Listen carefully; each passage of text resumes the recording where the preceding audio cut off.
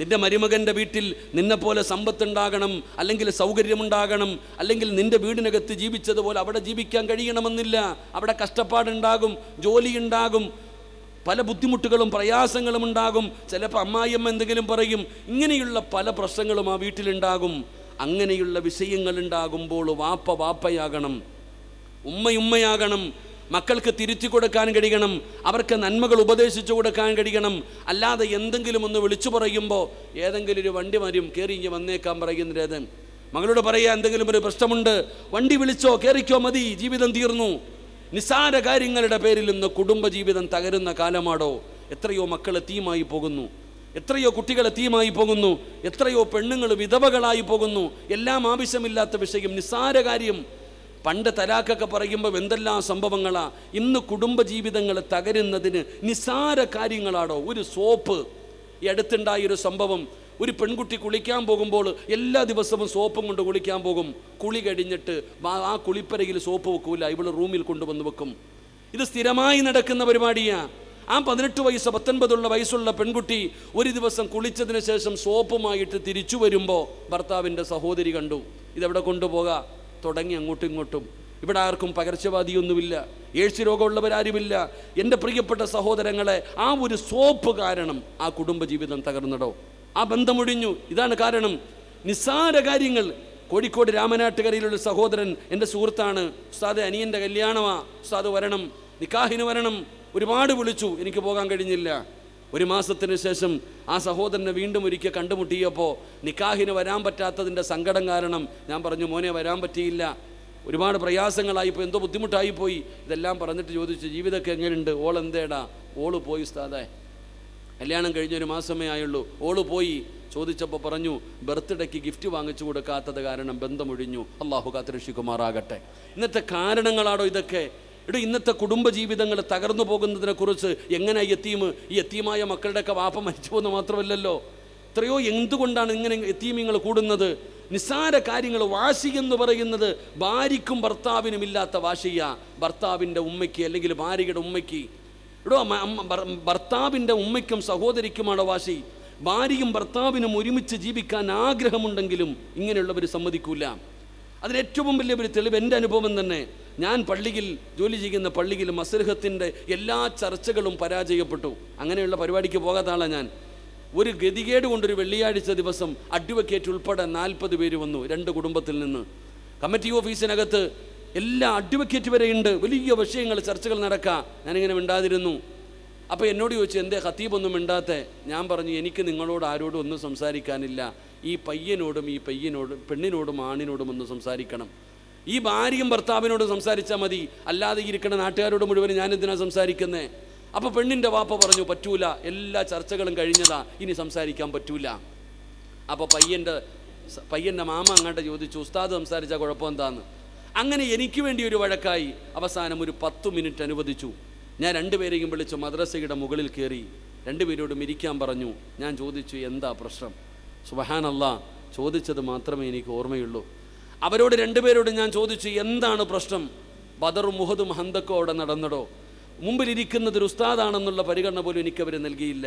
അവർ പരസ്പരം അവരുടെ മനസ്സിൻ്റെ ഉള്ളിലുള്ളത് മുഴുവനും ഇടയ്ക്ക് അടിക്കാൻ കൈപൊക്കി. എടാ വാടാ പോടാന്നൊക്കെ വിളിച്ചു. അവർക്ക് പറയാനുള്ളത് മുഴുവനും ഒരു 15 മിനിറ്റ് കൊണ്ട് അവർ പറഞ്ഞു തീർന്നു. 2 പേരും പറഞ്ഞ് ക്ഷീണിച്ചു. കുടിക്കാൻ ഇത്തിരി വെള്ളം കൊടുത്തു. എന്നിട്ട് ഞാൻ ചോദിച്ചു, നിങ്ങൾക്കിനി ഒരവസരം കൊടുത്തുകൂടെ? എടാ, നിനക്ക് ഒരുമിച്ച് ജീവിച്ചുകൂടെ? ആ ചെറുപ്പക്കാരൻ പറയുന്നു, ഇവളുടെ കൂടെയോ? ഇല്ല ഉസ്താദെ. 2 പേരും പരസ്പരം അങ്ങോട്ടും ഇങ്ങോട്ടും വിട്ടുവീഴ്ചയ്ക്ക് തയ്യാറാകുന്നില്ല. അവസാനം ഞാൻ പറഞ്ഞു, താഴെ ഇറങ്ങിച്ചെന്ന് ഒപ്പിട്ട് കഴിഞ്ഞാൽ നിങ്ങൾ 2 പേരും രണ്ടായി. ഇനി നിങ്ങൾക്ക് ഒരിക്കലും ഒരുമിച്ച് കൂടാൻ കഴിയില്ല.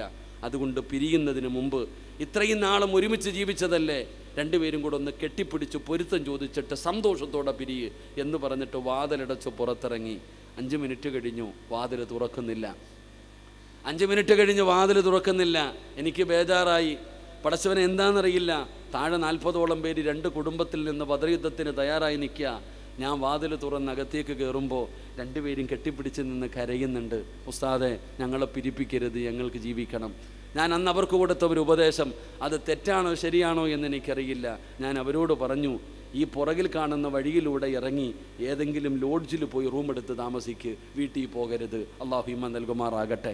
ഇവിടെ നമ്മൾ ചിന്തിക്കേണ്ടത് ഇതാണ്. പല കുടുംബങ്ങളിലും ഒരു ഭാര്യയും ഫോൺ പോലും വിളിക്കാൻ വിടൂല, ഫോൺ പോലും ഒന്ന് സമ്മതിക്കൂല, പേടിച്ചു വെച്ചേക്ക്, ഇനി വിളിക്കണ്ട, സംസാരിക്കണ്ട. ഇവിടെ എന്തെല്ലാം നമ്മൾ നിസ്സാരമായ കാര്യങ്ങളുടെ പേരിൽ. അപ്പോൾ ഒരു വാപ്പ എന്ന് പറഞ്ഞാൽ ആരാ? മക്കൾക്ക് തെറ്റുപറ്റുമ്പോൾ തിരുത്തി കൊടുക്കണം, വാപ്പ ഉപദേശിക്കണം.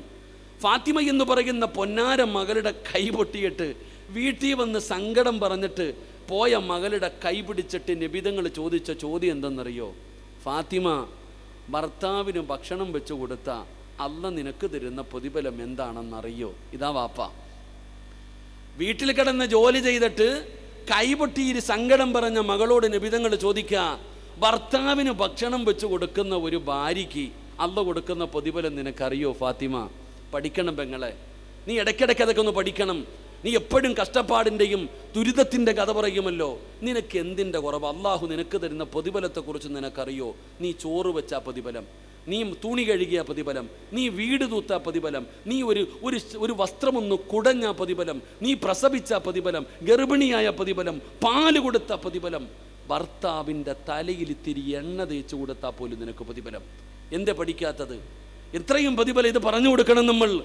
അള്ളാഹുവിൻ്റെ പ്രവാചകൻ സല്ലല്ലാഹു അലൈഹി വസല്ലമ തങ്ങൾ ഫാത്തിമ എന്ന് പറയുന്ന മകൾക്ക് കുടുംബജീവിതത്തിൻ്റെ വില എന്തെന്ന് പറഞ്ഞു കൊടുത്തു.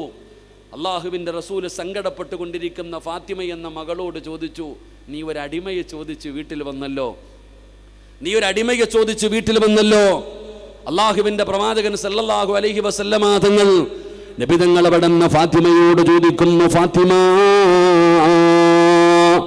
ആ അടിമയെ ലഭിക്കുന്നതിനേക്കാൾ നിനക്ക് അള്ളാഹുവിന്റെ മുമ്പിൽ പ്രയോജനമുള്ള ഒരു നന്മ ഞാൻ നിനക്ക് പറഞ്ഞു തരട്ടെയോ? നിനക്ക് അടിമയെ ലഭിക്കുന്നതിനേക്കാൾ അള്ളാഹുവിന്റെ മുമ്പിൽ പ്രതിഫലം കിട്ടുന്ന ഒരു നന്മ പറഞ്ഞു തരട്ടെയോ? എന്താണ് വാപ്പാ? പറഞ്ഞതാ ഉപ്പാ. നബി തങ്ങൾ പറഞ്ഞു കൊടുത്ത മറുപടി എന്തെന്നറിയോ? ഫാത്തിമ,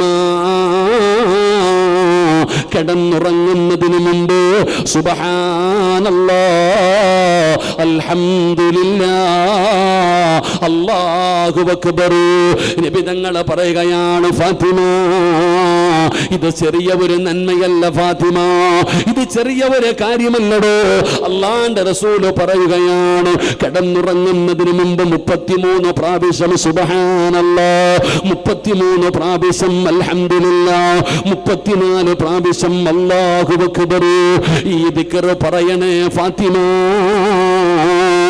ഇതാണ് അള്ളാഹുവിന്റെ മുമ്പിൽ നിനക്ക് നന്മ ലഭിക്കുന്ന, പ്രതിഫലം ലഭിക്കുന്ന ഒരു നന്മയെന്ന് നബി തങ്ങൾ പഠിപ്പിക്കുമ്പോ എന്തിനാ ഞാൻ ഈ ചരിത്രം പറഞ്ഞതെന്നറിയോ? അള്ളാഹുവിന്റെ പ്രവാചകന്റെ പൊന്നാര മകളായ ഫാത്തിമ 29ാമത്തെ വയസ്സിലാണ് ലോകത്തോട് വിട പറയുന്നത്. മരിക്കുന്നത് വരെ മുടക്കിയില്ല പെങ്ങള്. അള്ളാഹുവിന്റെ പ്രവാചകൻ എന്ന പാതിരാത്രിയിൽ പറഞ്ഞുകൊടുത്ത ആ ഒരു നന്മയുണ്ടല്ലോ, ഫാത്തിമ മരിക്കുവോളം മറന്നിട്ടില്ല, അത് പറയാതെ കിടന്നിട്ടില്ല. അലിയാരി തങ്ങളെ പറയുകയാണ്, അള്ളാഹുവിന്റെ റസൂലിന്റെ പൊന്നാര മകളായ ആ ഫാത്തിമയുടെ ഭർത്താവായ യാരി തങ്ങളെ പറയുകയാ, ഫമാ തറക്തുഹാ ബഅദ സമിഅതുഹാ മിൻ റസൂലില്ലാഹ്. അന്ന് രാത്രിയിൽ നബി തങ്ങൾ അത് പറഞ്ഞതിന് ശേഷം ഞാൻ മരിക്കുന്ന കാലം വരെ മുടക്കിയിട്ടില്ല. അലിയാരി തങ്ങൾ പറയുന്നു, ഞാൻ പറയുമായിരുന്നു, എത്ര കഷ്ടപ്പാടാണെങ്കിലും ഏത് യുദ്ധത്തിന്റെ വേളയിലാണെങ്കിലും ഞാനത് പറയാതെ ഉറങ്ങാറില്ല. ഇതാണോ നന്മയെന്ന് പറഞ്ഞാൽ? നമുക്കാണ് നന്മ ചെറുതും വലുതും.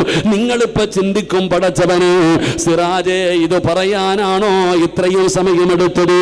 ഒരു സുബ്ഹാനല്ലാഹ്, ഒരു അൽഹംദുലില്ലാഹ്, ഒരു അല്ലാഹു അക്ബർ നമുക്ക് നിസാരമാണ്, നമുക്ക് നിസാരമാണ്, നമുക്കറിയില്ല അതിന്റെ പ്രതിഫലം എന്താണെന്ന്.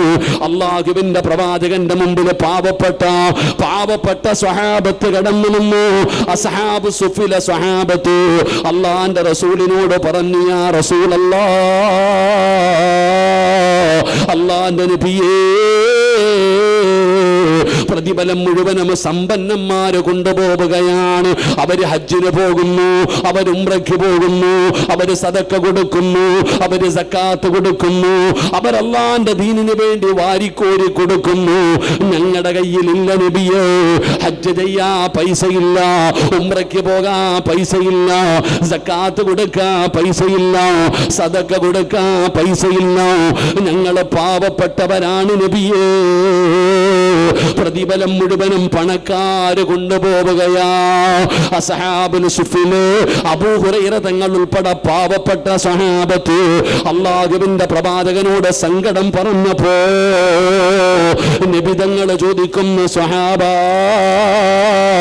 ഹജ്ജ് ചെയ്ത കൂലി കിട്ടുന്ന, ഹജ്ജ് ചെയ്ത പ്രതിഫലം കിട്ടുന്ന ഒരു നന്മ ഞാൻ പറഞ്ഞു തരട്ടെയോ സഹാബ? ഹജ്ജിന്റെ കൂലി കിട്ടുന്ന ഒരു നന്മ ഞാൻ നിങ്ങൾക്ക് പറഞ്ഞു തരട്ടെയോ? സഹീഹ് മുസ്ലിമിലെ ഹദീസാണ്. നബി തങ്ങൾ അവിടുന്ന് പറഞ്ഞു കൊടുക്കുകയാ, വാപ്പാ ഹജ്ജിന്റെ കൂലി വേണോ? ഹജ്ജിന്റെ കൂലി കിട്ടുന്ന ഒരു നന്മ പറഞ്ഞു തരട്ടെയോ? ഫർദ് നമസ്കാരം കഴിഞ്ഞു, പറഞ്ഞു സുബ്ഹാനല്ലാഹ്, അൽഹംദുലില്ലാഹ്, അല്ലാഹു അക്ബർ. ഹജ്ജിന്റെ കൂലി കിട്ടുന്ന ഒരു നന്മയാ നിസ്കാരം കഴിഞ്ഞിട്ട് ഈ 3 ദിക്റ് പറയല്. അള്ളാഹു നമുക്ക് ഈമാൻ തരുമാറാകട്ടെ. ഉറക്കപ്പറ അല്ലാഹ് ഈമാൻ തരുമാറാകട്ടെ. ഒക്കെ പറയാൻ ആർക്കാ സമയം? അതൊന്നും പറയാൻ ആർക്കും സമയമില്ലടോ. കാരണം അതൊന്നും ഒരു വലിയ നന്മയായിട്ട് നമ്മൾ കാണുന്നില്ല, അതൊക്കെ നിസ്സാരമായി കാണുകയാ. അലിയാരി തങ്ങൾ പറയാ, എൻ്റെ ഫാത്തിമ മരിക്കുന്ന ദിവസം അത് പറഞ്ഞിട്ടാ മരിച്ചേ. എൻ്റെ ഫാത്തിമ നബിതങ്ങൾ ആ ഒരു നന്മ പറഞ്ഞതിന് ശേഷം എൻ്റെ ഫാത്തിമ മരിക്കുവോളം പറയുമായിരുന്നു, ഞാനും അങ്ങനെ. ഫമാ തറക്തുഹാ ബഅദ സമിഅതുഹാ മിൻ റസൂലില്ല. എൻ്റെ നബിതങ്ങൾ അത് പറഞ്ഞതിന് ശേഷം ഞാനത് മുടക്കിയിട്ടില്ല. അള്ളാഹു നമുക്ക് ഈമാൻ തരുമാറാകട്ടെ. ഇതാ ഖുർആനും പറഞ്ഞത്, ഇതാണ് അള്ളാഹുവിൻ്റെ പരിശുദ്ധമായ ഖുർആൻ പറഞ്ഞത്. ഇന്നഹും കാനൂ യുസാരിഊന ഫിൽ ഖൈറാത്ത്. ഒരു നന്മ പറഞ്ഞാ പിന്നെ ചെയ്യണമല്ലോ, ആ ഒരു മനസ്സാണോ നമുക്ക് വേണ്ടത്? അതുകൊണ്ട് ഇവിടെ ഒരുമിച്ച് കൂടിയവരോട് പറയുകയാണ്, സഹോദരാ, നമുക്കും ഒരു മത്സരം നടത്താം. ജീവിതകാലം മുഴുവനും പറയണമെന്ന് ഞാൻ പറയുന്നില്ല, നീ മരിക്കുവോളം പറയാൻ പറയുന്നില്ല. ഒരു ദിവസമെങ്കിലും നിനക്ക് പറ്റുമോ? ഇന്ന് വാഴ കഴിഞ്ഞ് തിരിച്ച് വീട്ടിൽ ചെന്ന് നിന്റെ എല്ലാ ആവശ്യങ്ങളും കഴിഞ്ഞു അവസാനം കിടപ്പറയിൽ വന്നിരിക്കുമ്പോ, കിടക്കുന്നതിന് മുമ്പ് നിബിധങ്ങൾ പറഞ്ഞ ഒരു നന്മയല്ലേ അല്ലാഹുവിന്റെ റസൂൽ പറഞ്ഞു തന്ന ഒരു ദിക്റല്ലേ? സുബ്ഹാനല്ലാഹ്, അൽഹംദുലില്ലാഹ്, അല്ലാഹു അക്ബർ. ഈ 3 ദിക്ർ പറയണേ. ഇന്നത്തെ ഒരു രാത്രിയെങ്കിലും ഈ ദിക്ർ പറഞ്ഞിട്ട് വേണം കിടന്നുറങ്ങാൻ. അല്ലാഹുവേ, അതിനുള്ള ഭാഗ്യം തരണേ അല്ലാഹ്. എല്ലാ ദിവസവും ചെയ്യാൻ ഞാൻ പറയണില്ല, നാളെ പറയണോ വേണ്ടയോ അത് നിങ്ങളുടെ ഇഷ്ടം. പക്ഷേ ഇന്നത്തെ രാത്രി ഉറങ്ങുന്നതിന് മുമ്പ് നബിതങ്ങൾ പറഞ്ഞ ഈ 3 ദിക്ർ പറഞ്ഞിട്ട് ഇന്ന് കിടന്നുറങ്ങാവൂ. അള്ളാഹു ഭാഗ്യം തരുമാറാകട്ടെ. അള്ളാഹ് ഭാഗ്യം തരുമാറാകട്ടെ. നിയ്യത്ത് ചെയ്യുന്നവരെന്ന് കൈവക്കിക്ക്. ഇന്ന് കിടന്നുറങ്ങുന്നതിന് മുമ്പ് സുബ്ഹാനല്ലാഹ്, അൽഹംദുലില്ലാഹ്, അല്ലാഹു അക്ബർ. അരക്കയ്യന്മാരെ ഒന്നും അള്ളാഹ് അവിടെ കയറ്റത്തില്ല. പൊക്കണമെങ്കിൽ നല്ലപോലെ പൊക്കിയോ? അള്ളാഹുവെ, ഈ മജ്ലിസിലിരുന്ന് ആരൊക്കെ കൈപൊക്കിയോ, ഈ പൊക്കിയ കൈ മരിക്കുമ്പോൾ ആരുടെ മുമ്പിലും നീട്ടി യാചിക്കേണ്ട അവസ്ഥ വരുത്തല്ലേ പടച്ചവനെ. അള്ളാഹ് മരിക്കുന്ന സമയത്ത് ഈ കൈപൊക്കിയവർക്ക് അള്ളാഹ് സ്വർഗം കണ്ടിട്ട് മരിക്കാൻ നീ ഭാഗ്യം കൊടുക്കണേ റഹ്മാന്. വെള്ളിയാഴ്ച ദിവസം ഷഹാദത്ത് കലിമ ഉറക്കെ പറഞ്ഞ് ഷഹീദിനെ പോലെ മരിക്കാൻ ഭാഗ്യം കൊടുക്കണേ പടച്ചവനെ. നന്മ തിന്മ എഴുതിയ കിതാബ് ഈ ഉയർത്തിയ വലത് കൈ കൊണ്ട് വാങ്ങാൻ നീ ഭാഗ്യം കൊടുക്കണേ പടച്ചവനെ. അള്ളാഹുവെ, കുടിച്ചാൽ പിന്നെ ഒരിക്കലും ദാഹിക്കാത്ത ആ ഹൗലുൽ കൗസർ അള്ളാൻ്റെ റസൂലിൻ്റെ കയ്യിൽ നിന്ന് വാങ്ങിച്ചു കുടിക്കാൻ ഈ കൈ ഉയർത്തിയവർക്ക് നീ ഭാഗ്യം കൊടുക്കണേ പടച്ചവനെ. ഈ കൈ ഉയർത്തിയവർക്ക് നീ ഭാഗ്യം കൊടുക്കണേ പടച്ചവനെ. ആ കൈ പൊക്കാത്തവനെ നീ നന്നാക്കണേ അല്ലാ. അതിനും കൂടെ രാമ്യം പറ. ആ കൈ വെക്കാത്തവരുണ്ടല്ലോ, ഞാൻ വേറെ ഒന്നും ചോദിച്ചില്ല, ജീവിതകാലം മുഴുവനും പറയാൻ പറഞ്ഞില്ല, ഇന്നത്തെ ഒരു ദിവസമെങ്കിലും പറയാം, ഒരു ഇൻഷാ അല്ലാഹ് പറയാൻ പറഞ്ഞപ്പോൾ ഇരുന്നാളെ ഒന്നുകൂടെ കൈ പൊക്കിക്കേ, ഒന്നുകൂടെ കൈ പൊക്കിക്കേ. ഉണ്ടോ നേരത്തെ പൊങ്ങിയതുണ്ടോ? നേരത്തെ പൊക്കാത്തവനും കൈ പൊക്കി. അൽഹംദുലില്ലാഹ്. അള്ളാഹു നമുക്ക് ഭാഗ്യം തരുമാറാകട്ടെ. അള്ളാഹ് ഭാഗ്യം തരുമാറാകട്ടെ. അപ്പോൾ ആ ഫിർദൗസ് എന്ന് പറയുന്ന സ്വർഗത്തിൻ്റെ അവകാശി ആരാ? അവൻ്റെ അടുക്കൽ ഒരു നല്ല കാര്യം പറഞ്ഞാൽ അവൻ ചെയ്യും. അത് എന്തുമാകട്ടെ, ഒരു നല്ല കാര്യം പറഞ്ഞാൽ അൽഹംദുലില്ലാ ചെയ്യാനുള്ള ഒരു മനസ്സ്, ഒരാഗ്രഹം, ഒരു മത്സരം ഇത് നമ്മുടെ ജീവിതത്തിലുണ്ടെങ്കിൽ നമ്മൾ ആ സ്വർഗത്തിൻ്റെ അവകാശിയാണ്. അള്ളാഹു ആ കൂട്ടത്തിൽ നമ്മളെ പെടുത്തുമാറാകട്ടെ. അള്ളാഹു ആ കൂട്ടത്തിൽ നമ്മളെ പെടുത്തുമാറാകട്ടെ. എൻ്റെ പ്രിയപ്പെട്ട സഹോദരങ്ങളെ, രണ്ടാമത്തെ സ്വഭാവം എന്താ? വിശദീകരിക്കുന്നില്ല, അള്ളാഹുവിൻ്റെ പരിശുദ്ധമായ ഖുർആൻ പറയുകയാ. രണ്ടാമത്തെ സ്വഭാവം എന്തെന്നറിയോ? വയദൂനനാ റഗബൻ വറഹബാ.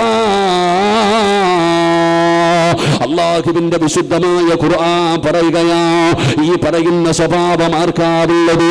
ഈ പറയുന്ന സ്വഭാവം ആർക്കാവുള്ളത്? അള്ളാഹു പറയുകയാണ്, അവര് പടച്ച റബ്ബിനോട് ദുആ ചെയ്യുന്നവരാ. അവരല്ലാഹുവിനോട് ദുആ ചെയ്യുന്നത് ജീവിതത്തിൽ എന്ത് പ്രയാസം വന്നാലും പ്രതിസന്ധി വന്നാലും എത്ര വലിയ ദുഃഖം വന്നാലും അവരല്ലാഹുവിനോട് ദുആ ചെയ്യുന്നവരാണ്. ഏത് പ്രതിസന്ധിയിലും അവരല്ലാഹുവിനോട് ദുആ ചെയ്യുന്നവരാ. പടച്ചവനെ അവര് പ്രതീക്ഷയോടുകൂടി ദുആ ചെയ്യുന്നവരാ.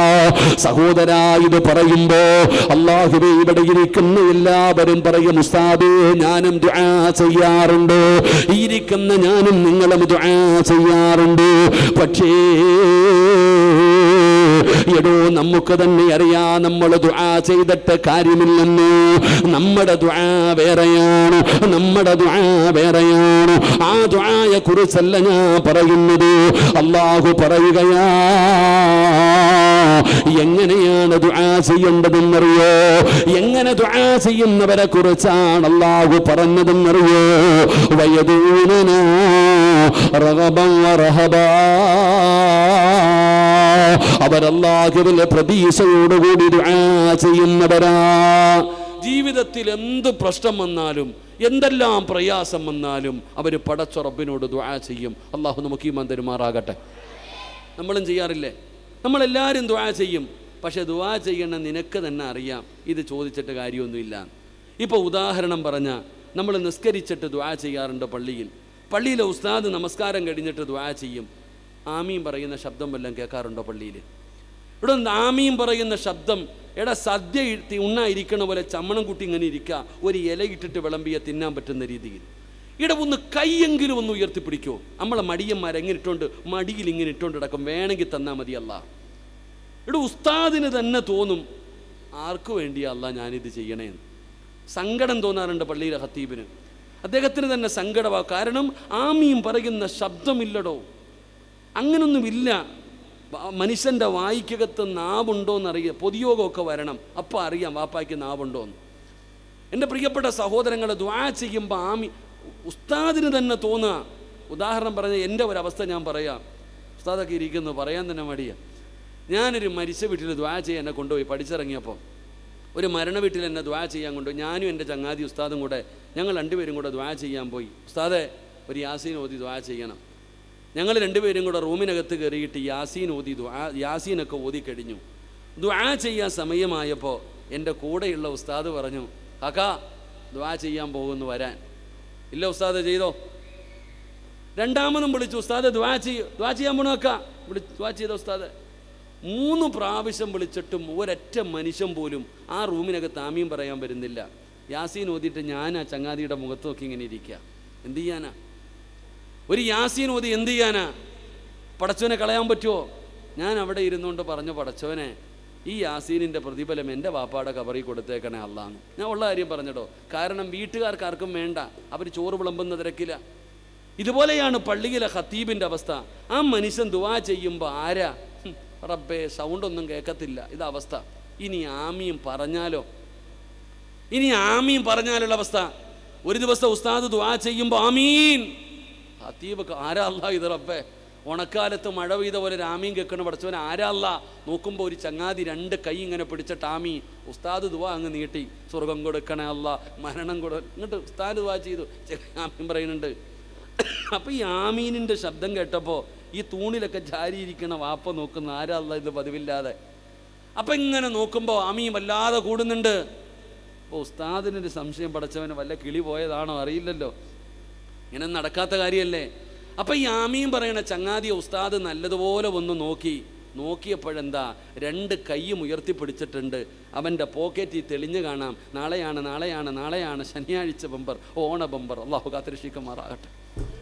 എടാ, ഇതും പോക്കറ്റിൽ വെച്ചിട്ട് വന്നിരുന്ന ആമീൻ പറയുന്നടോ, ഈ കാലഘട്ടം എവിടെ? അള്ളാഹു നമ്മളെ കാക്കുമാറാകട്ടെ. ലോട്ടറി എന്ന് പറഞ്ഞാൽ നിങ്ങൾക്കാർക്കും അറിയത്തില്ലേ? ഓണ ബമ്പർ എത്ര ആയിരുന്നപ്പാ?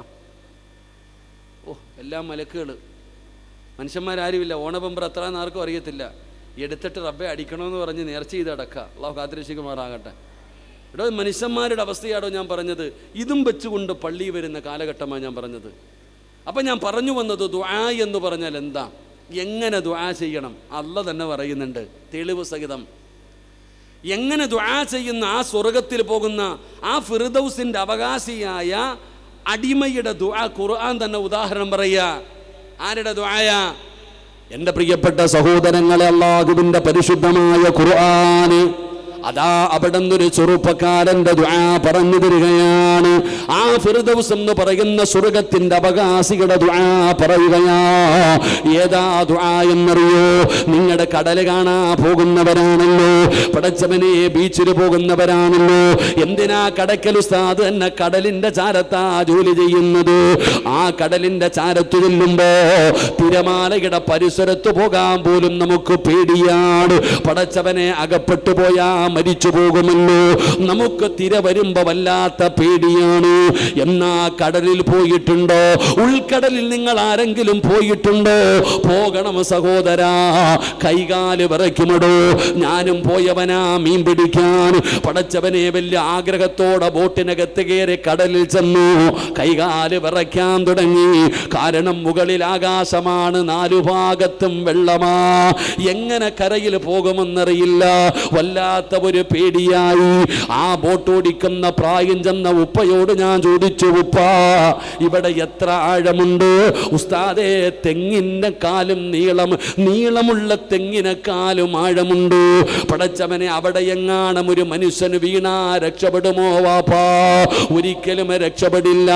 എന്നാ ഉൾക്കടലിൽ, കടലിൻ്റെ ഉള്ളിലോട്ട് പോകും തോറും വല്ലാത്ത ആഴമാണ്. ആ കടലിൻ്റെ ഏറ്റവും അടിത്തട്ടിൽ ഏറ്റവും ആഴമുള്ള സ്ഥലത്ത് ജീവിക്കുന്ന ജീവിയാണ് തിമിംഗലം. അത് കടലിലെ ഏറ്റവും വലിയ മീനാണ്. പടച്ചവനെ, നിങ്ങൾക്ക് അതിനെക്കുറിച്ചറിയുമോ? ഈ അടുത്ത ലക്ഷദ്വീപിൽ ഞാൻ പോയപ്പോ അവിടെ ഒരു മ്യൂസിയത്തിൻ്റെ അകത്ത് കൊണ്ടുപോയി. ഈ കാണുന്ന ഓഡിറ്റോറിയത്തിൻ്റെ വലുപ്പമുള്ള ഒരു മീനിൻ്റെ എല്ല് കണ്ടു.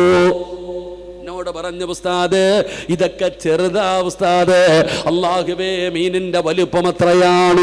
എടോ, കടലിൽ കിടക്കുന്ന ഏറ്റവും വലിയ മീനാണ് തിമിംഗലം എന്ന് പറയുന്ന മീൻ. അത് കടലിന്റെ ആഴമുള്ള സ്ഥലത്താണ് ജീവിക്കുന്നത്. ആ മീനിന്റെ വയറിനകത്തൊരു മനുഷ്യൻ വീണുപോയാലോ? കടലിൽ വീണാലേ കിട്ടൂല. പടച്ചവനെ, ഉൾക്കടലിൽ കിടക്കുന്ന തിമിംഗലം എന്ന് പറയുന്ന മീനിന്റെ വയറ്റില് ഒരു മനുഷ്യൻ അകപ്പെട്ടു പോയാ നിന്റെ ബുദ്ധി കൊണ്ട് ചിന്തിച്ചിട്ട് പറ, രക്ഷപ്പെടാൻ 1% ചാൻസ് ഉണ്ടോ? ടൈറ്റാനിക് എന്ന് പറയുന്ന കപ്പല് കാണാൻ കോടികളെ ചെലവഴിച്ചു പോയവരുടെ ചരിത്രം വായിച്ചവരല്ലേ. എന്നാ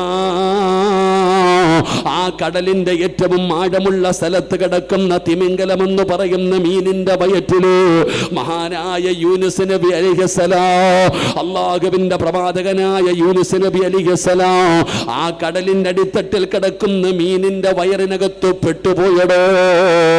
അല്ലാഹുവേ, അവിടെ കിടന്നിട്ട് യൂനുസ് നബി ചെയ്ത ഒരു ദുആയുണ്ട്. വനദാ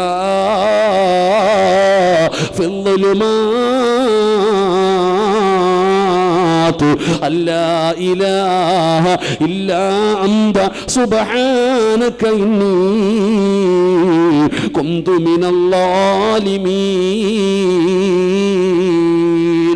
എവിടെ കിടന്നിട്ടാ വിളിക്കുന്നതെന്നറിയോ? വനദാ ഫിൽ ളുമാത്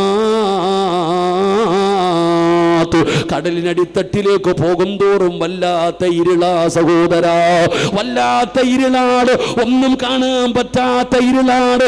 ആ ഇരുള് മാത്രമല്ല, ആ കടലിന്റെ അടിയിൽ കിടക്കുന്ന മീനിന്റെ വയറിനകത്ത് കിടക്കുകയാ യൂനുസ് നബി. ഒരു ചാൻസുമില്ല, എല്ലാ വഴികളും അടഞ്ഞു, എല്ലാ വഴികളും അടഞ്ഞു. 1% പോലും രക്ഷപ്പെടാൻ ഓപ്ഷനില്ല. അവിടെ കിടന്നിട്ടാണ് യൂനുസ് വിളിക്കുന്നത്, അല്ലാഹുവേ നിനക്ക് കഴിയുമല്ലാ എന്നെ രക്ഷപ്പെടുത്താൻ, നിനക്ക് കഴിയുമല്ലാ എന്നെ രക്ഷപ്പെടുത്തണേ അല്ലാ. അല്ലാഹു രക്ഷപ്പെടുത്തിയതോ ദിവസങ്ങൾക്ക് ശേഷം യൂനുസ് നബി അലൈഹിസ്സലാമിന് ആ മീന് തന്നെ കടലിലേക്ക് കൊണ്ടുവന്ന് ഛർദിച്ചു വെച്ചു എന്ന് ചരിത്രം പറയുമ്പോ, വാപ്പാ ഇതിനാ ദുആ എന്ന് പറയുന്നത്, പെങ്ങളെ ഇതിനാണ് ദുആ എന്ന് പറയുന്നത്. ഇതുപോലെ നിന്റെ ജീവിതത്തിൽ ഒരിക്കലെങ്കിലും ചെയ്തിട്ടുണ്ടോ? കടലിന്റെ അടിയിൽ കിടക്കുന്ന മീനിന്റെ വയറിനകത്ത് കിടക്കുമ്പോ യൂനുസ് നബി അവിടെ കിടന്നിട്ട് വിളിക്കുന്നുണ്ട്, അല്ലാ എന്നെ രക്ഷപ്പെടുത്താൻ നിനക്ക് കഴിയും പടച്ചവനെ, എനിക്ക് പ്രതീക്ഷയുണ്ട് റബ്ബേ, എന്നെ നീ രക്ഷപ്പെടുത്തണേ അല്ലാ. ഇതിനാ ദുആ എന്ന് പറയുന്നത്. അല്ലാഹു ഈമാൻ തരുമാറാകട്ടെ. ഇതിനാണ് ദുആ എന്ന് പറയുന്നത്. ഇങ്ങനെ വേണം ദുആ ചെയ്യാൻ. നമുക്കോ, നമ്മുടെ അവസ്ഥ ഒന്ന് ആലോചിക്കേ. എടോ, ഈ ഉമ്മത്തിനെ പിടിപെട്ടിരിക്കുന്ന ഏറ്റവും വലിയ ക്യാൻസർ എന്തെന്നറിയോ? ഈ ഉമ്മത്തിന് പിടിപെട്ടിരിക്കുന്ന ഏറ്റവും വലിയ ഭവിഷ്യത്ത് നിരാശയാടോ. നിരാശ. ജീവിതത്തിൽ ഏറ്റവും കൂടുതൽ ഇന്ന് അനുഭവിക്കുന്നത് നിരാശയാ നമുക്ക്. പടച്ചവന് സഹോദരൻ പറഞ്ഞു, ഉസ്താദെ 6 കൊല്ലമായി മക്കളില്ലെന്ന്. പടച്ചവന് ഓൻ്റെ സങ്കടം കണ്ടപ്പോൾ ഞാൻ ആലോചിക്കുക, ഇവെന്തറ ചങ്ങാതി, 6 കൊല്ലം 60 കൊല്ലമൊന്നും ആയില്ലല്ലോ. എടോ, മക്കളിൽ നമ്മൾ ചിന്തിക്കേണ്ടത് എല്ലാം തീർന്നു ഉസ്താദ്, ഇനി ഒന്നുമില്ല, കൗണ്ടിങ് ഇല്ല, പടച്ചവന് പീരീഡ്സ് ക്ലിയർ ആകുന്നില്ല, ഗർഭപാത്രമില്ല, ഇനി പ്രസവിക്കൂല അല്ലേ. നമുക്ക് നിരാശ കഴിഞ്ഞു, ജീവിതം തീർന്നു. 30, 35, 40 ആയാൽ പിന്നെ പ്രസവിക്കത്തില്ല. ഇത് 40 വയസ്സുള്ള പെണ്ണ് പ്രസവിക്കില്ല എന്ന് എവിടെ പറഞ്ഞിട്ടുണ്ട്? അള്ളാഹ് പറഞ്ഞ, ഖുർആനിൽ പറഞ്ഞ, ഹദീസ് പറഞ്ഞോ? നിന്നെ പോലെ നടക്കുന്ന ഒരുത്തൻ പറഞ്ഞോ? അത്ര തന്നെ ഉള്ളൂ. നമ്മൾ മനസ്സിലാക്കേണ്ടത് നിരാശ ജീവിതത്തിൽ പാടില്ല. അതിന് ഏറ്റവും വലിയ തെളിവ് ഒരു ദുആ ഖുർആൻ പറയാ. എൻ്റെ പ്രിയപ്പെട്ട സഹോദരങ്ങളെ, ഫലസ്തീനിലെ ബൈത്തുൽ മുഖദ്ദസ് എന്ന് പറയുന്ന പള്ളിയുടെ മിഹ്റാബിൽ മറിയം എന്ന് പറയുന്ന ഒരു ചെറിയ പെൺകുട്ടി വളരുന്നുണ്ട്. ഉമ്മ പള്ളിക്ക് കൊടുത്തതാ. അങ്ങനെ പണ്ടങ്ങനെയാണ് പള്ളിക്ക് കൊടുക്കും. മറിയം എന്ന് പറയുന്ന പെൺകുട്ടി ആ പള്ളിയുടെ മിഹ്റാബിനകത്ത് ഇങ്ങനെ ജീവിക്കുകയാ. സക്കരിയ നബി അലൈഹിസ്സലാം പള്ളിയുടെ മിഹ്റാബിനകത്ത് കയറി ചെല്ലുമ്പോൾ മറിയം എന്ന് പറയുന്ന ആ പെൺകുട്ടി പഴം കഴിച്ചുകൊണ്ടിരിക്കുന്നുണ്ട്. സക്കരിയ നബി വാങ്ങിച്ചു കൊടുത്തതല്ല. ഒരുപാട് പാഠങ്ങളുണ്ട്, ആ ചരിത്രത്തെ ഞാൻ വിശദീകരിക്കുന്നില്ല. സക്കരിയ നബി അലൈഹിസ്സലാം നോക്കി, ഈ പഴം പടച്ചവനെ, അല്ലാഹുവേ ഈ പഴം ഞാൻ വാങ്ങിച്ചു കൊടുത്തതല്ല. മോളെ മറിയമേ, എവിടെ നിന്നാ മറിയമേ ഈ പഴം നിനക്ക്? ഈ പള്ളിയുടെ മിഹ്റാബിനകത്തിരിക്കുന്ന നിനക്ക് ഈ പഴം എവിടെ നിന്നാ? മറിയം എന്ന പെൺകുട്ടി ചിരിക്കുന്ന മുഖത്തോടെ പറയുകയാ, ഖാലത്തു ഹുവ മിൻ ഇൻദില്ലാ, എൻ്റെ റബ്ബ് തന്നതാ എനിക്ക്, എന്നെ പടച്ച റബ്ബ് തന്നതാ എനിക്ക്. സക്കരിയ നബി ആ പഴത്തിലേക്ക് നോക്കി. എൻ്റെ പ്രിയപ്പെട്ട സഹോദരങ്ങളെ, ആ ഫലസ്തീൻ എന്ന് പറയുന്ന രാജ്യത്ത് പോലും ആ പഴം കിട്ടൂല. കാരണം ഓരോ പഴത്തിനും സീസൺ ഉണ്ട്. മാങ്ങയ്ക്ക് സീസൺ ഉണ്ട്, ഓറഞ്ചിന് സീസൺ ഉണ്ട്. ഇതുപോലെ ഓരോ പഴങ്ങൾക്കും അതിൻ്റെതായ സീസൺ ഉണ്ട്. ഈ പഴം ഫലസ്തീൻ എന്ന് പറയുന്ന രാജ്യത്ത് പോലും കിട്ടത്തില്ല, സീസൺ അല്ലാത്ത സമയം. അങ്ങനെയുള്ള പഴമാണ് പള്ളിയുടെ മിഹ്റാബിനകത്തിരിക്കുന്ന മറിയം എന്ന് പറയുന്ന പെൺകുട്ടി കഴിച്ചുകൊണ്ടിരിക്കുന്നത്. സക്കരിയ നബി അലൈഹിസ്സലാം ഇത് കണ്ടപ്പോൾ, മറിയമിൻ്റെ മറുപടി കേട്ടപ്പോൾ, സക്കരിയ നബി അലൈഹിസ്സലാമിൻ്റെ ചരിത്രം എടുത്ത് വായിച്ചു നോക്ക്. കൊല്ലങ്ങൾ കഴിഞ്ഞു, കല്യാണം കഴിഞ്ഞിട്ട് വർഷങ്ങളോളം കഴിഞ്ഞു. സക്കരിയ നബി അലൈഹിസ്സലാമിന് മക്കളില്ല. സക്കരിയ നബി അലൈഹിസ്സലാം കല്യാണം കഴിഞ്ഞു, വർഷങ്ങളായി, മക്കളില്ല, വൃദ്ധനായി. എൻ്റെ പ്രിയപ്പെട്ട സഹോദരങ്ങളെ, പ്രായം ചെന്ന സക്കരിയ നബി അലൈഹിസ്സലാം, കല്യാണം കഴിഞ്ഞു കൊല്ലങ്ങളായി മക്കളില്ലാതെ നടക്കുന്ന സക്കരിയ നബി അലൈഹിസ്സലാം അള്ളാഹുവിനോട് ദുആ ചെയ്യുകയാ. എൻ്റെ പ്രിയപ്പെട്ടവരെ, മറിയം എന്ന് പറയുന്ന പൊന്നാര മകളുടെ മറുപടി കേട്ടപ്പോ മഹാനായ സക്കരിയ നബി അലൈഹിസ്സലാം അവിടുന്ന് പടച്ചവനോട് മക്കളില്ല, പ്രായമായി, വയസ്സ് ഒരുപാട് കഴിഞ്ഞു. ചരിത്രം പറയുകയാണ് 100 വയസ്സിന്റെ മുകളിൽ പ്രായമുണ്ട്. പടച്ചവനെ 120ഓളം വയസ്സുണ്ടെന്നൊക്കെ പറയുകയാണ്. അല്ലാഹുവേ, സക്കരിയ നബി അല്ലാഹുവോട് പറയുകയാ, ഖാല റബ്ബി ഇന്നി വഹനൽ അൽമു മിന്നി വസ്അലർ റഅസു ശൈബാ വലൻ അകും ബിദുആഇക റബ്ബി ശഖിയാ. സക്കരിയ നബി അലൈഹിസ്സലാം അല്ലാഹുവിനോട് പറയുകയാ, എനിക്ക് പ്രായമായി തമ്പുരാന്, എനിക്ക് മക്കളില്ല തമ്പുരാന്, കല്യാണം കഴിഞ്ഞ് കൊല്ലങ്ങളായി തമ്പുരാന്, ഞാൻ വൃദ്ധനായി പടച്ചവന്, എൻ്റെ മാംസങ്ങൾ എല്ലിൽ നിന്ന് വിട്ടിരിക്കുകയാണ്, എൻ്റെ തൊലികൾ ചുടുങ്ങിയിരിക്കുന്നു, എനിക്ക് കഴിവില്ല തമ്പുരാന്, എൻ്റെ ആരോഗ്യം നഷ്ടപ്പെട്ടിരിക്കുകയാണ്, ഞാൻ വൃദ്ധനാണ്. സക്കരിയ നബി എണ്ണി എണ്ണി പറയുകയാണ്, പടച്ചവനെ ഞാൻ വൃദ്ധനാണ്, എനിക്കൊരുപാട് പോരായ്മകളുണ്ട്, എനിക്ക് മക്കളുണ്ടാകാൻ ഒരു സാധ്യതയുമില്ല. എന്നിട്ടോ എന്റെ ഭാര്യയുടെ അവസ്ഥയും ഇത് തന്നെയാ പടച്ചവന്. എന്റെ ഭാര്യയ്ക്ക് പ്രായമായി 99 വയസ്സിന്റെ താഴെ പ്രായമുണ്ടോ. സക്കരിയ നബി അലൈഹിസ്സലാമിന്റെ ഭാര്യയ്ക്ക് പെണ്ണേ 50 വയസ്സ് കഴിഞ്ഞ മെൻസസ് നിലയ്ക്കുമല്ലോ. ഡോക്ടർമാര് പറയുന്നത് പിന്നെ മക്കളുണ്ടാകാൻ സാധ്യതയില്ലെന്നാണ്. എന്നാ സക്കരിയ നബി അലൈഹിസ്സലാമിന്റെ ഭാര്യയുടെ മെൻസസ് പോലും നിലച്ചു. പെങ്ങളെ 99ഓളം വയസ്സ് പ്രായമുണ്ട്. സക്കരിയ നബി വീട്ടിൽ ചെന്നിട്ട് പറഞ്ഞു, പെണ്ണ് നീ പ്രസവിക്കുമെന്ന് പറയുമ്പോ ആ ഭാര്യ പോലും പറയുന്നു, എന്നെ കളിയാക്കുന്നു, ഈ വൃദ്ധയായ ഞാൻ പ്രസവിക്കാനോ? അത്രത്തോളം സക്കരിയ നബിയുടെ ഭാര്യയ്ക്ക് പ്രായമുണ്ട്. രണ്ടുപേരും പ്രായം ചെന്നവരാണ്, ഒരു ചാൻസുമില്ല, ഒരു വഴിയുമില്ല. പക്ഷേ സക്കരിയ നബി പറഞ്ഞു, അല്ലാ നിനക്ക് കഴിയുമ തമ്പുരാന്, നിനക്ക് കഴിയുമ തമ്പുരാന്, എനിക്കൊരു സന്താനത്തെ വേണമല്ല, എനിക്കൊരു പൊന്നുമോനെ വേണമല്ല, എനിക്കൊരു പൊന്നുമോനെ തരണേ അല്ല. സക്കരിയ നബി റബ്ബിനോട് ദുആ ചെയ്തപ്പോ അല്ല കൊടുത്തു വാപ്പാ, മഹാനായ യഹ്യാ നബി അലൈഹിസ്സലാം. വയസ്സാം കാലത്ത് 100 വയസ്സ് കഴിഞ്ഞ സക്കരിയ നബി, 99 വയസ്സിൻ്റെ താഴെ പ്രായമുള്ള ഭാര്യ. നിങ്ങൾ പറ, സാധ്യത ഉണ്ടോ? 1% ഇന്നത്തെ ഡോക്ടർമാർ പറയുന്ന കണക്കനുസരിച്ച് ചാൻസ് ഉണ്ടോ? ഇല്ല. സക്കരിയ നബിയും പറഞ്ഞു ഇല്ല. പക്ഷേ നിനക്ക് കഴിയും തരാൻ, നിനക്ക് പറ്റും പടച്ചവനെ, എനിക്ക് തന്നേ പറ്റൂ. അള്ളാഹിനോട് ചോദിച്ചു, അള്ളാഹു കൊടുത്തു യഹ്യാ നബി അലൈഹിസ്സലാമിനെ. അള്ളാഹു ഈമാൻ തരുമാറാകട്ടെ. ഇതാ ദുആ, ഇതാണ് ദുആ. ചെയ്തിട്ടുണ്ടോ നീ? നീ കണ്ട ആൾക്കാർ ആമിന പറഞ്ഞു, തിരുവനന്തപുരത്തുണ്ട്, കൊല്ലത്തുണ്ട്, ആലപ്പുഴയിലുണ്ട്, എറണാകുളത്തുണ്ട്, കോഴിക്കോടുണ്ട്. കണ്ട ഡോക്ടർ മൊത്തം പോയി കണ്ടു. ഇപ്പം മടുത്തു, എല്ലാ മരുന്നും കഴിച്ച് നീ മടുത്തു. എൻ്റെ പ്രിയപ്പെട്ട സഹോദര, ഞാൻ എവിടെ നിന്നാ പറയണമെന്ന് എനിക്ക് നല്ല ഓർമ്മയുണ്ട്. അള്ളാഹു ഉസ്താദിന് ആഫിയത്തും ദീർഘായുസ്സും കൊടുക്കുമാറാകട്ടെ. ഞാൻ എവിടെ നിന്നാ പറയുന്നത്? ഞാൻ നിങ്ങളുടെ ഇവിടുത്തെ സ്ഥാപനത്തിൽ പഠിപ്പിക്കുന്ന ഉസ്താദിൻ്റെ അടുത്ത് തന്നെയാണ് പറയണത്. പറഞ്ഞില്ലേ ഉസ്താദ്? അൽഹംദുലില്ലാഹ്, ഇത്ര വർഷങ്ങൾക്ക് ശേഷമല്ലേ അല്ലേ, 23 കൊല്ലത്തിന് ശേഷമാ അല്ല കൊടുത്തത്. എങ്ങനെ? അത് ഖുർആൻ ഓതിയിട്ട് കിട്ടിയടോ, അങ്ങനെ ഞാൻ പറയും. അത് അള്ളാഹുവിൻ്റെ പരിശുദ്ധമായ ഇതാണ് വേണ്ടത്. പ്രതീക്ഷ വിടരുത്. സക്കരി നിങ്ങൾ നോക്കിയേ, കണ്ട മരുന്ന് മൊത്തവും കഴിച്ചു. എന്നാ അല്ല പറഞ്ഞ മരുന്ന് കഴിച്ചിട്ടുണ്ടോ? ഖുർആനിൽ ഇല്ലാത്ത മരുന്നുണ്ടോ കാക്ക? അള്ളാൻ്റെ വിശുദ്ധമായ ഖുർആനിൽ അല്ല പറയാത്ത എന്തു മരുന്ന്? എല്ലാ രോഗത്തിനും മരുന്നുണ്ടോ? ഖുർആനിൽ ഇല്ലാത്ത ഒന്നുമില്ല. ഉസ്താദെ കച്ചവടം ഇല്ല. കച്ചവടം ഇല്ലാത്ത നിന്നോട് ഖുർആൻ പറഞ്ഞ മരുന്നുണ്ടല്ലോ. അല്ല പറഞ്ഞില്ല മരുന്ന് കച്ചവടത്തിൽ ബർക്കത്തുണ്ടാകാൻ എന്താ ചെയ്യേണ്ടതെന്ന്. മഹാനായ സക്കരിയ നബി അലൈഹിസ്സലാം, ഞാൻ പറഞ്ഞു വന്നത്, നമുക്ക് നിരാശയാ. ഡോക്ടർ പറഞ്ഞു ഇല്ല, ഇല്ല കഴിഞ്ഞു, 35 കഴിഞ്ഞു, 40 കഴിഞ്ഞു, ഇല്ല. ഓ മച്ചാടെ കുഴപ്പമാ, ഭർത്താവിൻ്റെ കുഴപ്പമാ, ഭാര്യയുടെ കുഴപ്പമാ, എനിക്ക് കുഴപ്പമൊന്നുമില്ല, ഓളുടെ കുഴപ്പം. ആര് പറഞ്ഞു? ആര് പറഞ്ഞ്?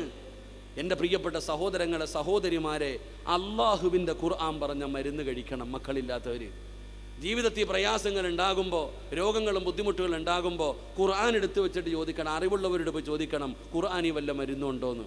മക്കളില്ലാത്തവർക്കും മക്കളെ കിട്ടാൻ ഖുർആൻ പറഞ്ഞ മരുന്നുണ്ട് പെങ്ങളെ. ഏതാ മരുന്ന്? മഹാനായ ഹസൻ ബസ്രി തങ്ങളുടെ ചരിത്രം എടുത്തു നോക്ക്. ഒരിക്കൽ കുട്ടികൾക്ക് പാഠം എടുത്തുകൊണ്ടിരിക്കുക, കുട്ടികൾക്ക് കിതാബ് എടുത്തുകൊണ്ടിരിക്കുക. അപ്പോഴാണ് ഒരാൾ കയറി വന്നു. ഒരാൾ കയറി വന്നിട്ട് പറഞ്ഞു, തങ്ങളെ വെള്ളമില്ല, വല്ലാത്ത ക്ഷാമമാണ്. വെള്ളമില്ല, വലിയ ബുദ്ധിമുട്ടാണ്, മഴയില്ല, വല്ലാത്ത പ്രയാസം, ദുആ ചെയ്യണം. എന്താ ചെയ്യാ? മഹാനായ ഹസൻ ബസ്രി തങ്ങൾ പറഞ്ഞു അത്രേ, അസ്തഗ്ഫിറുല്ലാ പറഞ്ഞോ കേട്ടോ, അസ്തഗ്ഫിറുല്ലാഹൽ അദീം പറഞ്ഞോ. വെള്ളമില്ല അല്ലേ, പറഞ്ഞോളാൻ പോയി. കുറച്ചു കഴിഞ്ഞപ്പോൾ രണ്ടാമതൊരാൾ കയറി വന്നു.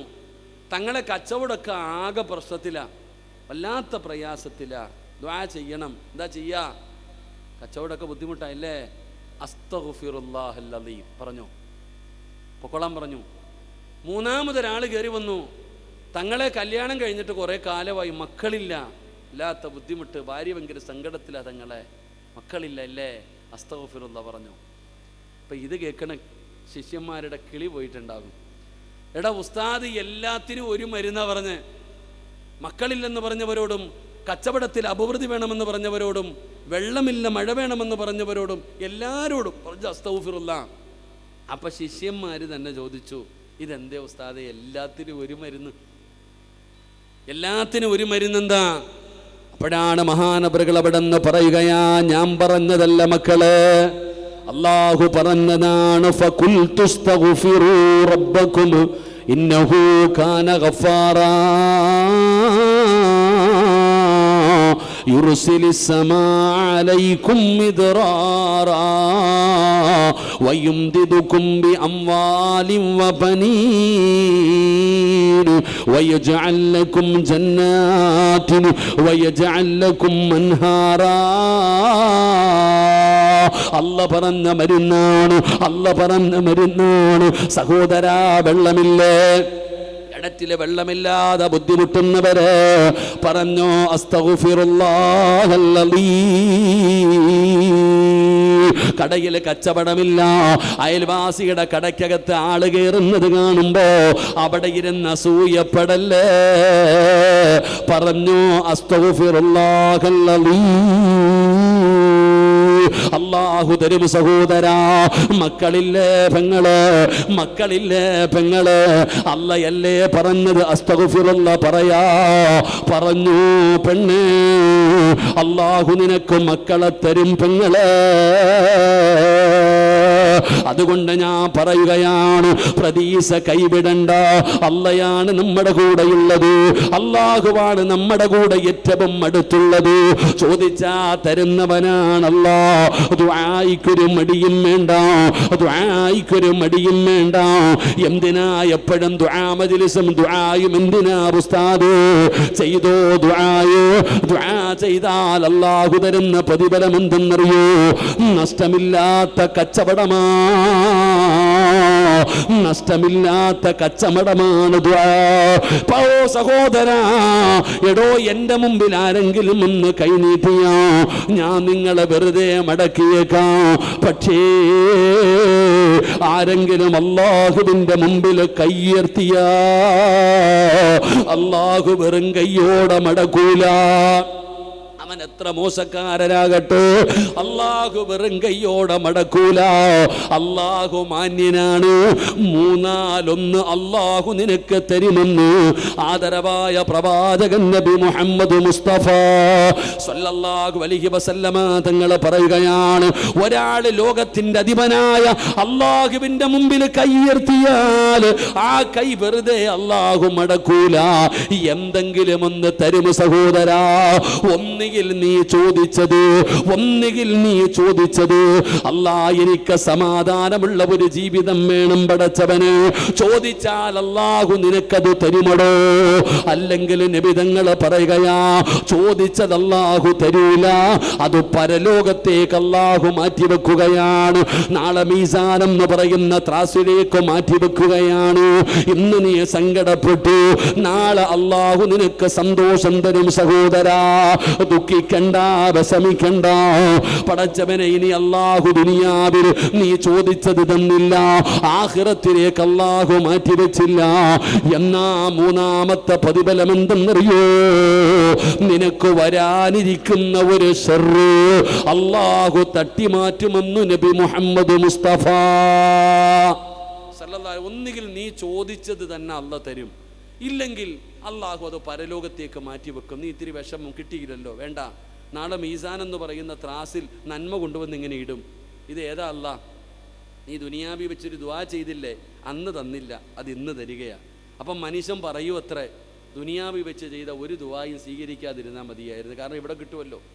അപ്പം ഒന്നീ ദുനിയാവിൽ അല്ലെങ്കിൽ ആഖിറത്തിൽ, ഇല്ലെങ്കിലോ എനിക്കും നിങ്ങൾക്കും വരാനിരിക്കുന്ന ഒരു ഷർറ് ഈ കാണുന്ന ദുആ കൊണ്ട് അള്ളാഹു തട്ടിമാറ്റി തരും. അള്ളാഹു നമുക്ക് ഈമാൻ തരുമാറാകട്ടെ.